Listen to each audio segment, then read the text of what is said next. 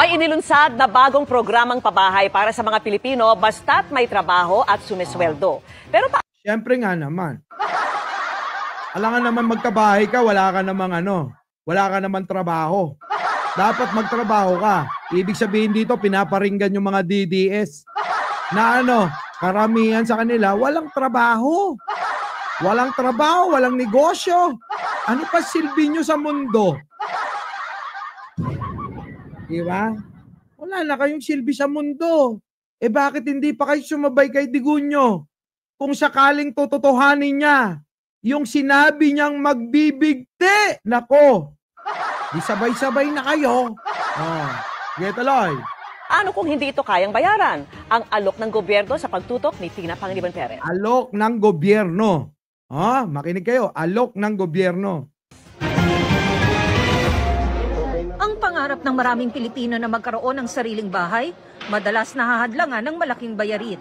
Pero sa 4PH o pambansang pabahay para sa 4PH, pambansang pabahay ng gobyerno ni Pangulong Bongbong Marcos. Mga kababayan baka sabihin nyo, isa lang tong proyekto na to. Kung nakaraan pinakita ko, Cavite, Malabon, meron ng mga tinurnover doon. Ngayon naman ito, itong pambansang pabahay ni Pangulo. Tuloy. Sa Pilipino, pwede na raw magkabahay ang kahit sinong sumusweldo. Kasama sa programa ang tinatayong mga building sa San Mateo, Rizal na ininspeksyon ni House Speaker Martin Romualdez kasamang ilang kongresista, mga opisyal sa ehekutibo at lokal na si Martin papakitang gilas sige, tuloy. Pamahalaan ng San Mateo. San Mateo, yung mga taga San Mateo. Naku, si Arnold Lopez, Arnold Lopez, malapit to sa'yo. San Mateo. Partner ang DSUD at San Mateo LGU sa proyekto. May iba ring itinatayo na sa iba't ibang lugar sa bansa. Ganda mga kababayan, Lakihan ko para makita nyo. Di bali nang ma-strike ako.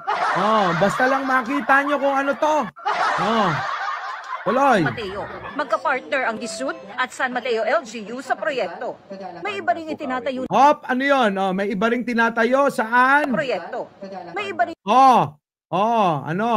Alitagtag, Batangas. Diyos ko, hindi lang sa San Mateo. Mga taga Batangas, Alitagtag, ito para sa inyo. Next. Bukawi, Bulacan. Nako, malapit to sa amin Parang gusto ko niyan kukuha ko. Kahit isa.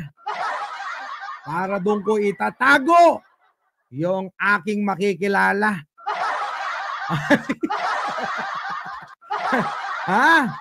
Malapit lang to. Doon sa aking bodega. Eto na, Bukawi, Bulacan, mga kababayan. Laki ng mga building, Ganyan ang pabahay, mga kababayan. Ilabas nyo naman yung proyekto ni Digong kung meron man. Oy, Oragon official. Baka mamaya sila pa ngayon nangunguna dyan. Diba? Inggit na naman daw yung mga didiles. Huwag kang mag-alala. Malay mo ba kung sila mismo na ngayon ang nakapila? Ay nako. Eto na. Pasok. Luna sa iba't ibang lugar sa bansa. Ay, Bacolod. Nakita ko yan. Ay, Bacolod City, Negros Occidental, Ay, nako. Nakita ko yan. Ginagawa na. Mga kababayan, ang dami, Hindi lang sa isang lugar yan. Sa buong kapuluan ng Pilipinas yan. Proyekto yan ng butihing Pangulo natin yan. Kaya kayo, mga kababayan, hanapin nyo naman ang ginawa ni Digong kung merong ganyan. Meron bang isasagot yung ating kaibigan? Aljem Romero, tanong lang, meron ba si Digong yan? Kung meron, pakilatag naman. Kasi ito, ebidensya, resibo. Wala pang 3 taon yan.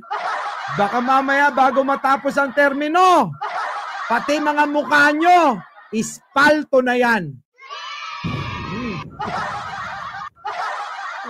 Pati mo nga, inispalto.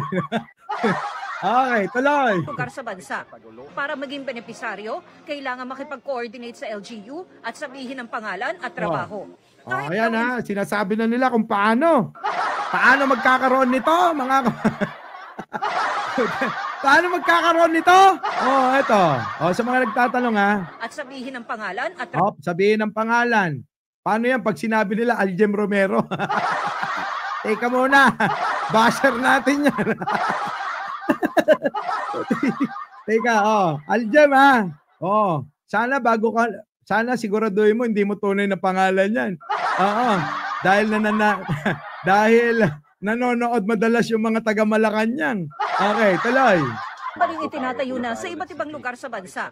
Para maging benepisaryo, kailangan makipag-coordinate sa LGU at sabihin ang pangalan at trabaho. Makipag-coordinate daw kayo sa LGU, sa munisipyo nyo. Sabihin daw ang pangalan nyo. Tuloy. Kahit daw Tapos kailangan pati trabaho. Kailangan kahit papano may trabaho. Ibig sabihin, sa pamumuno ni Pangulong Bongbong Marcos, bawal ang tamad dito. Kung gusto nyong magkaroon ng benepisyo, abay magtrabaho kayo. Tuloy. Informal Settler Families o ISF, Naku, ganda Condominium na condominium ang dating pwedeng sumali. Halo to, basta may trabaho, may bahay. Basta may trabaho, may pabahay. Kaysa naman nangungupahan kayo. Kaysa nangungupahan kayo. Aljem, nangungupahan ka ba? Pagkakataon mo na yan, ha? Nang sa ganun, hindi mo na hinahanap yung 20 pesos na bigas na pangarap ni Pangulo. Ito yung pangarap na isa, Tupad na tupad na. Ano pa? Alay. Lalo na po doon sa mga... Kaya ito, itong may-ari ng San Jose Builders na to, putik na yan. Yung negosyo na ito napapabayaan na dahil sa kaagawa ng proyekto ni Pangulo. Kaya yung nabili kong condominium dito, abay 5 taon na, hindi pa na hindi pa na i-surrender, Putik na yan.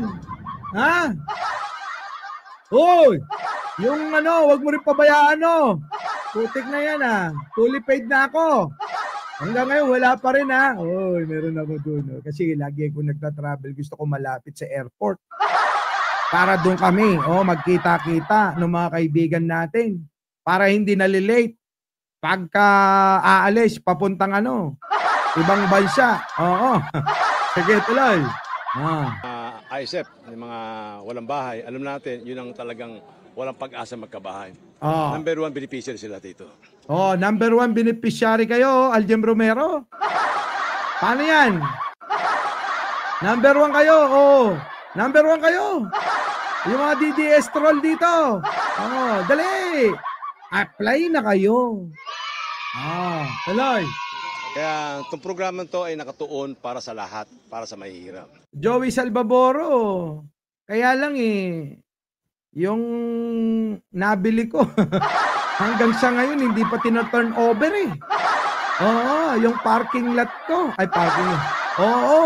Yung parking at condo ko hanggang ngayon imbis na kumikita na yun Putik na yun 5 taon na yun Hindi pa rin na ibibigay Huwag mo naman pabayaan yung negosyo mo. Ako, sir. Dali na. Turn over mo na. Yung nandun, siya may Malate. Malapit sa mga nag-go all the way. Para pagka nagyaya ako ng mga tropa, ng mga lalaki, at least doon, malapit. Papuntang airport. Sige, tuloy. So, ibig sabihin, lahat qualified. Basta... narinig mo, Aljem? Kahit tricycle driver, pedicab driver, small vendor, magtataho, magbubote, magbabasura, Lahat na. Pwede rito. Handog ni Pangulo. Dahil alam nyo, mahal na mahal kayo. Kahit pa binabas nyo. Ganon magmahal si Pangulo. Walang sinisino. Pero, ipanalangin nyo lang. Huwag ako ang maglilista at mag-check ng mga pangalan kung sino yung mga nag-a-apply, ha? Kasi sigurado pag nakita ko Aljem Romero, patay. Oo. Siyempre. Kailangan, ha, magpakita ka muna. At kailangan talunin mo ako mamaya sa debate, ha. Pagkatapos nito, magdidebate tayo, ha. Sabi ni Juliet, ikaw na maglista. Ito lang, mga kababayan. Trabaho. Kasi kailan magbayad eh. Hindi libre ang pabahay. Babayaran ito ng benepisaryo sa Hindi libre, liliwanagin ko lang. Ayan, nililiwanag lang, ha. Hindi libre ang pabahay. pamamagitan ng pautang sa bangko. Yan, sa pamamagitan ng pautang sa bangko. Paano kung hindi naman kasyang paghulog ang kinikita? Paano naman kung hindi kasya nga naman? Ito na nga lahat. Tanong nyo, sinagot na. Paano nga naman kung hindi kasya ang kinikita? Tuloy. Pinasa ng DSUD sa Kongreso ang pagbabayad sa interes sa pautang. Nako, pinasa sa Kongreso, kung paano daw. Ito yung siguro, yung subsidy. Subsidy ng gobyerno para sa inyo. Hindi na kayo magbabayad ng napakalaki. Kung hindi, eto na, bilang tulong sa mamamayang Pilipino na walang bahay, subsidized na ng gobyerno. Hindi lahat, ha? Baka iniisip nyo. Lahat. Okay, tuloy. Anong ginawa ng gobyerno? Anong ginawa ng gobyerno? Dinagdagan yung pambayad. Dinagdagan yung pambayad, Ayan, para malinaw, sabi ni Joey Salvaboro. Sarago, lahat pwede dito. Kita nyo. Okay, ang gobyerno magdadagdag para sa inyo. Gobyerno na mag-a-adjust para sa inyo. Okay, tuloy. Para maging affordable. Bababa. Para maging affordable. Kung hindi nyo pa rin kayang bayaran yan, putya naman, ang tatamad nyo naman. Bay, magtrabaho naman kayo. Putik na yan, Doon nga sa pinagtatanggol nyo, walang ganito. Tapos ngayon, may ganito. Ayaw nyo pa rin mahalin ng Pangulo. Di ba? Sabi na, kung makabahay ako, doon ako. Anak ka ng patig talaga. Sige, tuloy. Ang monthly amortization. Pag bumaba ang monthly amortization, yung mahihirap, kaya na magbayad. Kita nyo? Yung mga mahihirap, kaya na magbayad. Handog ni Pangulo. 10 billion pesos ang hinihingi ng DSUD sa Kongreso. Sapat para sa 100,000 housing units. Naku, 100,000 housing units. Kita nyo? Tuloy. Prioritize this para masuportahan talaga itong housing program ng ating Pangulo dito sa Legacy Housing. Narinig ninyo, ha? Teka, nasusunog na yung kanin. Naamoy ko na yung kanin, ay! Sunog na! Tuloy. Project. So, we think that the 10 billion interest subsidy, we can set that aside for this particular priority program. Para masiguro magtutuloy. Naku, puta! Davao City, Davao del Sur, anak ng pating, Parang pinagsasampal si Digong dito. Mismong sa lugar ni Digunyo. Pinatayuan ng mga malamansyon na mga kondo. Tapos, ano ngayon ang sasabihin ng mga bobo? Grabe. Kung iba-iba lang yan, pinabiyaan na yung syudad nyo. Pero si Pangulo, kita nyo naman, kahit lugar ng mga bastos na kaaway at umaaway kay Pangulo, eto, parang kabuti ang programa at proyekto para sa inyo. Believe na ba kayo? Siya ugali ng Pangulo? Grabe. Mahiya naman kayo, no? Walang ganyang naging presidente, no? Yung iba nga, pinapalitan yung pangalan pag nakita yung dating presidente ang nakapangalan sa mga lugar. Di ba? Ano? Ano na? Siguro yung pakiramdam ni Digong dyan, no? Pinagsampal-sampal siyang gano'n. Pak, pak, pak, pak, pak, pak, pak. Tapos biglang si Sara darating. Oo, nanguhuli na ng langaw. Ha? Oy, teka, Sarago. Oo, hindi lang siya Davao, napakarami niyan. Merong Batangas, merong San Mateo Rizal, may Bulacan, at meron pa. Oo, ang dami.